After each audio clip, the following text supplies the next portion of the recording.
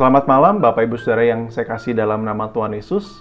Malam hari ini kita akan bersama-sama belajar tentang komunikasi di dalam keluarga yang diambil dari Yakobus pasal yang ketiga ayat pertama sampai dengan ke-10.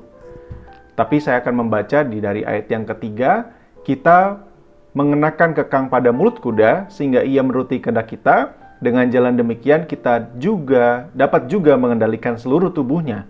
Dan lihat saja kapal-kapal walaupun amat besar dan digerakkan oleh angin keras, namun dapat dikendalikan oleh kemudi yang amat kecil menurut kehendak jurumudi. Demikian juga lidah, walaupun suatu anggota kecil dari tubuh, namun dapat memegahkan perkara-perkara yang besar. Lihatlah, betapapun kecilnya api, ia dapat membakar hutan yang besar. Ayat yang ke-6, lidah pun adalah api, ia merupakan suatu dunia kejahatan dan mengambil tempat di antara anggota-anggota tubuh kita sebagai sesuatu yang dapat menodai seluruh tubuh dan menyalakan roda kehidupan kita, sedang ia sendiri dinyalakan oleh api neraka. Nah, Bapak Ibu Saudara, Yakobus menulis surat sebagai sebuah surat umum dan ditujukan kepada anggota jemaat yang berada di dalam perantauan. Penekanan dari surat Yakobus adalah perbuatan dan iman harus berjalan bersama-sama. Tidak ada iman yang berjalan tanpa perbuatan dan sebaliknya, perbuatan itu adalah buah daripada iman di dalam Kristus Yesus. Dan penekanan di bagian ini Bapak Ibu Saudara, kalau kita lihat bahwa api yang kecil itu, kemudi yang kecil bisa dikendalikan menurut kehendak jurumudi. Artinya setiap orang sebagai jemaat Kristus memiliki kehendak yang didasarkan daripada kehendak Tuhan untuk mengendalikan lidahnya. Kenapa Bapak Ibu Saudara ini penting? Bahwa setiap dalam komunikasi keluarga itu sesuatu yang mahal. Komunikasi adalah sesuatu yang mahal. Itu sebabnya Tuhan Allah yang luar biasa dengan bahasanya yang pasti tidak kita mengerti sebagai manusia, rela turun ke dalam muka bumi supaya menuntaskan, menyelesaikan, memperbaiki komunikasi kita dengannya. Dan luar biasanya Bapak Ibu Saudara, itulah sebabnya Tuhan turun ke muka bumi supaya kita bisa berkomunikasi dengannya. Sebagian besar masalah dalam rumah tangga juga bisa disebabkan oleh sebuah komunikasi yang buruk. Nah, Bapak Ibu Saudara, kenapa? Karena banyak permasalahan di dalam rumah tangga, di dalam pekerjaan, di dalam pergaulan kita, bahkan di dalam persekutuan kita yang menjadi tidak sehat karena persoalan komunikasi. Bapak Ibu Saudara, coba dicek. Pada waktu kita masih berada bukan di dalam pandemi, atau hari-hari yang kita jalani normal seperti sedia kala, ketika kita masih bisa beribadah, bertemu, bertatap muka satu dengan yang lain, itu saja persoalan komunikasi bisa muncul. Apalagi saat ini, ketika kita tidak bisa bertemu, kita hanya bisa menggunakan alat-alat komunikasi yang ada, bahkan itu juga bisa menjadi persoalan baru. Ketika Bapak Ibu Saudara mungkin ada pengalaman salah tangkap atau salah mengerti dengan tulisan di WhatsApp group atau WhatsApp pribadi yang kita salah mengerti, atau juga mungkin persoalan-persoalan komunikasi yang lainnya. Nah, Bapak Ibu Saudara, dalam rumah tangga juga yang memungkinkan adanya wanita lain atau pria lain dalam rumah tangga juga mungkin bisa disebabkan karena komunikasi yang buruk.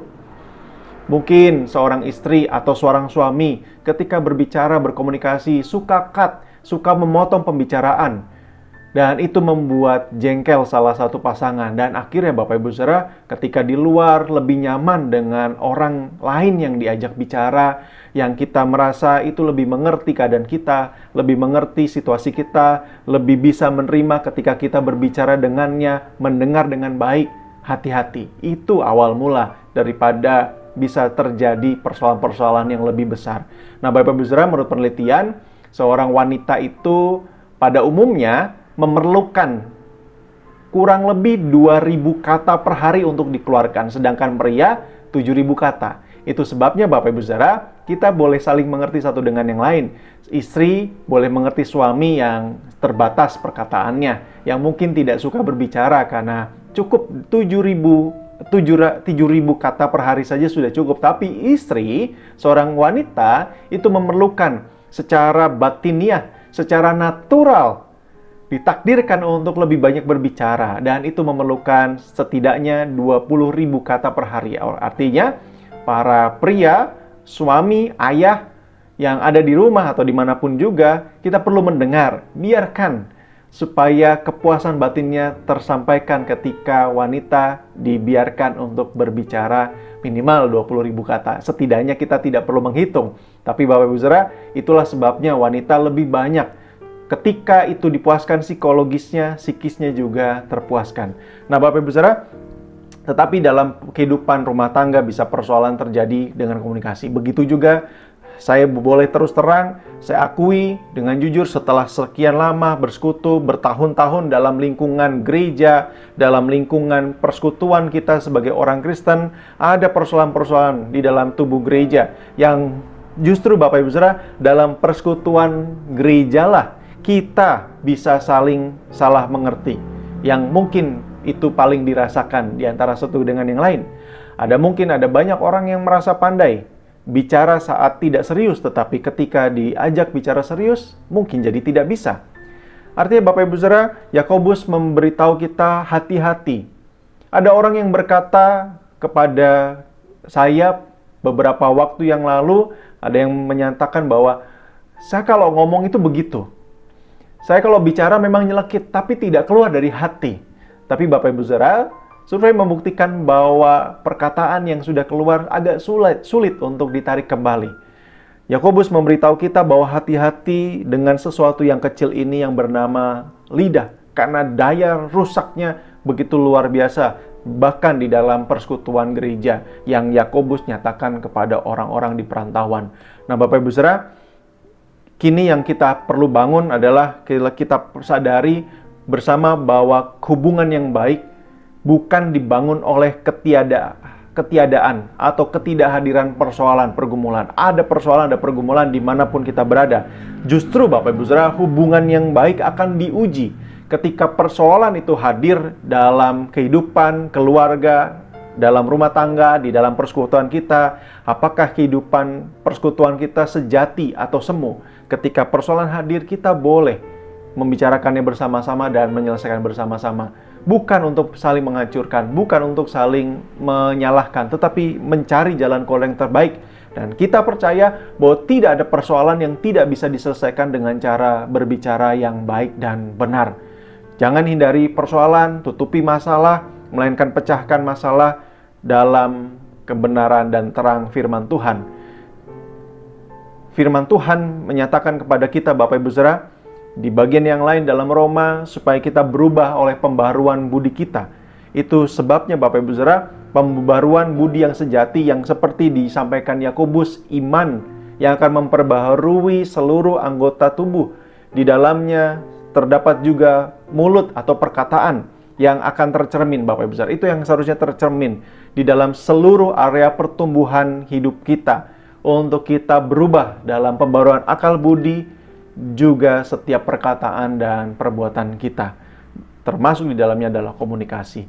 Nah Bapak Ibu Saudara, saya rasa tidak ada di antara kita yang meragukan akan kuasa doa dan kebenaran firman Tuhan. Tetapi Bapak Ibu Saudara, baik doa maupun Alkitab adalah salah satu bentuk komunikasi. Dan kita bisa alami bersama bahwa seluruh masalah dapat terpecahkan di dalam doa dan firman yang digali dari Alkitab ini. Kalau kita perhatikan di bagian selanjutnya di ayat itu Bapak Ibu Saudara, hikmat yang dari atas di ayat yang ke-13 sampai yang ke-18 akan menolong kita bahwa pada akhirnya kebenaran akan menaburkan damai ketika kehidupan kita sungguh-sungguh didalami, dipahami sebagai bagian daripada karakter kita untuk melakukan kebenaran firman Tuhan. Dan Bapak Ibu Saudara, kalau kita lihat peringatan-peringatan selanjutnya di pasal 4 adalah peringatan yang keras, yang masih juga berhubungan dengan perkataan. Di ayat 11 sampai yang ke-12, saudara-saudaraku, janganlah kamu saling menfitnah. Barang siapa memfitnah saudaranya atau menghakiminya, ia mencela hukum dan menghakiminya. Dan jika engkau menghakimi hukum, maka engkau bukanlah penuntut hukum tetapi hakimnya. Ayat 12, hanya ada satu pembuat hukum dan hakim, yaitu dia yang berkuasa menyelamatkan dan membinasakan. Tetapi siapakah engkau sehingga engkau menghakimi sesama manusia? Ini yang penting untuk kita bersama-sama renungkan dan pikirkan di malam hari ini sebagai bagian daripada apa yang Tuhan mau sebagai umat Tuhan. Untuk kita percaya, kita mengakui bahwa kita punya iman yang kuat dan teguh dalam firman Tuhan, dalam Yesus Kristus. Tetapi juga itu harus sejalan dan seiring dengan perbuatan hidup kita. Bahwa Yakobus menekankan karena perbuatan iman tanpa perbuatan hakikatnya adalah mati. Bapak Ibu Saudara, mari belajar untuk bersama-sama bisa mendengar dengan mata kita. Hari ini kalau Bapak Ibu Saudara berbicara dengan orang dan orang itu sedang asik main handphone, tetapi Bapak Ibu Saudara berbicara terus, apakah itu sesuatu yang nyaman? Saya pikir tidak.